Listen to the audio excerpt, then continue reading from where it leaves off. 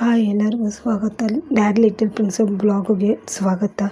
ಎಲ್ಲರಿಗೂ good morning ಎದ್ದೆ ನಾನು ಎಲ್ಲ ಕ್ಲೀನ್ ಮಾಡೋಣ ಅಂದ್ಕೊತಾ ಇದ್ದೀನಿ. ಹಾಸಿಗೆ ಎಲ್ಲ ಎತ್ತಾ ಇದ್ದೀನಿ.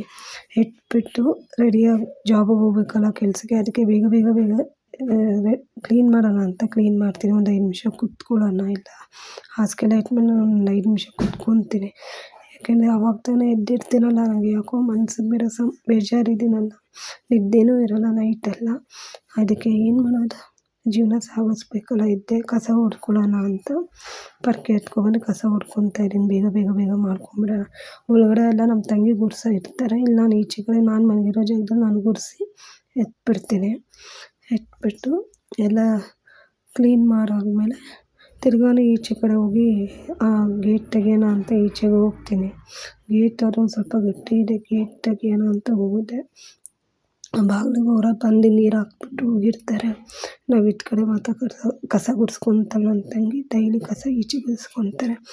ನಾನು ಹೋಗಿ ಗೇಟ್ ತೆಗೆದುಬಿಟ್ಟು ತಿರ್ಗಾನು ಒಳಗಡೆ ಬಂದು ಗೀಝರ್ ಆನ್ ಮಾಡಿ ಸ್ನಾನ ಮಾಡ್ಬೇಕಾದ್ರೆ ಗೀಝರ್ ಆನ್ ಮಾಡಿ ತಿರ್ಗಾನು ಈಚೆ ಹೋಗಿ ನಮ್ಮ ಗಿಡಗಳು ನೋಡಿ, ರೋಸ್ ಗಿಡ, ದಾಸವಾಳ ಗಿಡ ಮತ್ತು ಅಲೋವೆರಾ ಜೆಲ್ ಗಿಡ ತುಂಬ ಬೆಳೆದಿದೆ. ಇದಂತೂ ದಾಸವಾಳ ಗಿಡ ಎಷ್ಟು ವರ್ಷ ಆಯಿತು, ಒಂದು 7-8 ತಿಂಗಳಿಂದ ತಂದಾಯಿತು. ಒಂದು ಹೂವು ಬಿಡ್ತಿರ್ಲಿಲ್ಲ.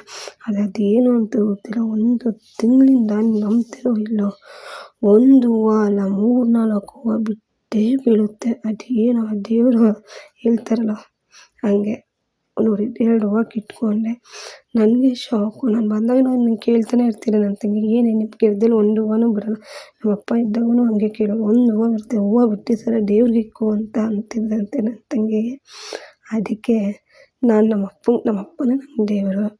ಅದಕ್ಕೆ ನಾನು ನಮ್ಮ ಅಪ್ಪನಿಗೆ ಇಟ್ಟಿದ್ದೀನಿ. ನಾನು ಇಲ್ಲಿರೋವರೆಗೂ ನಮ್ಮ ಅಪ್ಪಂಗೆ ನಾನೇ ಹೂವು ಇಟ್ಟಿದ್ದೀನಿ. ಆ ದಾಸವಾಳ ಡೈಲಿ ಹೂವು ಬಿಟ್ಟೇ ಬಿಡ್ತಿದ್ದೆ. ನನಗೆ ಶಾಕು. ಎಷ್ಟು ಹೊಟ್ಟೆ ಉರಿತಿದೆ ಅಂದರೆ ಆ ಫೋಟೋ ನೋಡಿ ಯಾರು ಏನು ಮಾಡಿದ್ರು ಆ ದೇವರಿಗೆ ಗೊತ್ತು. ಚೆನ್ನಾಗಿರೋ ವ್ಯಕ್ತಿ ಸತ್ತರು ಅಂದರೆ ಯಾರು ಇದಿಲ್ಲ ಹೇಳಿ. ನಮ್ಮ ಮನೆ ಬರೋನೇ ನಮಗೆ ಸರಿ ಇಲ್ಲ. ಅಡುಗೆ ಮನೆಗೆ ಅನ್ನ ಇಕ್ಕ ಕೇಳಿದ್ಲು ನನ್ನ ತಂಗಿ. ಅನ್ನ ಇಕ್ಕನ ಅಂತ ಹೋದೆ. ಅನ್ನ ಎಷ್ಟು ಇಕ್ಕಬೇಕು ಅಂತ ಕೇಳ್ತಿದ್ದೀನಿ. ಅವ್ಳು 1.5 ಗ್ಲಾಸ್ ಇಕ್ಕು ಅಂತ ಹೇಳಿದ್ಲು. 1.5 ಗ್ಲಾಸ್ ಇಕ್ಕು ಅಂತ. ನನಗೆ ಅಷ್ಟು ಇವ್ರ ಮನೆಯದು ಗೊತ್ತಾಗಲ್ಲ, ಯಾಕಂದರೆ ಇವ್ರದ್ದೇ ಬೇರೆ ಲೆಕ್ಕ. ನಮ್ಮ ಮನೇಲಿ ನಾವು ಇಬ್ಬರೇ ಇರೋದಲ್ಲ, ಇಬ್ಬರಿಗೆ ಎಷ್ಟು ಬೇಕೋ ಇಟ್ಟು. ಇಲ್ಲೊಂದು 3 ಜನ ಇದ್ದೀವಲ್ಲ, 3-4 ಜನ ಇರ್ತೀವಲ್ಲ, ಅದರಿಂದ ಎಷ್ಟು ಇಕ್ಬೇಕಂತ ಅವಳನ್ನ ಕೇಳಿಬಿಟ್ಟೆ ನಾನು ಇಕ್ಕೋದು. ಯಾಕಂದ್ರೆ ನನಗೆ ಅಷ್ಟು ಗೊತ್ತಾಗಲ್ಲ ಎಷ್ಟು ಇಕ್ಕಬೇಕು ಅಂತ. ಅದನ್ನು ತೊಳೆದ್ಬಿಟ್ಟು ಕ್ಲೀನಾಗಿ ಇಕ್ಕು ಅಂತ ಅಂದಳು. ಇಕ್ಕಿದ್ದೀನಿ.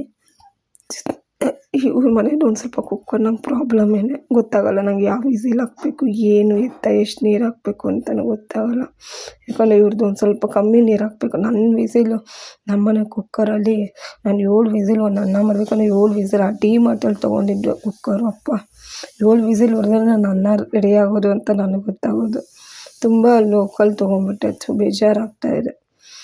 ಇವ್ರದ್ದು 3 ವಿಸಿಲಲ್ಲ, 2 ವಿಸಿಲಲ್ಲಿ ಅನ್ನ ಆಗೋಗುತ್ತೆ. ನಂದು 7 ವಿಸಿಲ್ ಹೊಡೆದ್ರೂ ಅನ್ನ ಆಗಿರಲ್ಲ. ಹಂಗೆ ಇವ್ರ ಮನೆ ಗ್ಯಾಸ್ ತುಂಬ ಟೈಟ್. ಅದಕ್ಕೆ ನಮ್ಮ ಅಮ್ಮಂಗೆ ನೀನೇ ಬಂದು ಆನ್ ಮಾಡಮ್ಮ, ನಂಗೆ ತುಂಬ ಕಷ್ಟ ಆಗ್ತಿದೆ ಆನ್ ಮಾಡೋಕ್ಕೆ. ಆಮೇಲೆ ನಮ್ಮಮ್ಮ ಬಂದು ಆನ್ ಮಾಡಿದ್ರು. ಹಾಲು ಬಿಸಿ ಮಾಡಿಬಿಡು ಅಂದರು. ಹಾಲು ಬಿಸಿಗೆ ಇಟ್ಬಿಟ್ಟು ಹೋಗಿ ಅಯ್ಯೋ ಸಾಕಾಗಿ ಕುತ್ಕೊಳ್ಳೋಣ ಅನ್ನೋದು. ಇನ್ನೂ ಗೀಝರ್ ನೀರು ಕಾಯ್ದೇ ಇರಲಿಲ್ಲ. ಕುತ್ಕೊಂಡು ಏನು ಮಾಡೋದು, ಏನೇ ಆದ್ರೂ ಜೀವನ ಸಾಗಿಸಬೇಕಲ್ಲ. ಹೆಂಗಾಗೋಗಿದೆ, ಬದುಕೋಕ್ಕೂ ಆಗ್ತಿಲ್ಲ, ಸಾಯೋಕ್ಕೂ ಆಗ್ತಿಲ್ಲ. ಜೀವನ ತುಂಬ ಕಷ್ಟ ಅನಿಸ್ತಿದೆ ನನಗೆ. ನಮ್ಮ ತಂದೆ ಇಲ್ದಿರೋ ಜೀವನ. ಯಾಕಂದ್ರೆ ನಮ್ಮ ತಂದೆನೇ ನನಗೆಲ್ಲ ಆಗಿದ್ರು. ಬಾಯಿ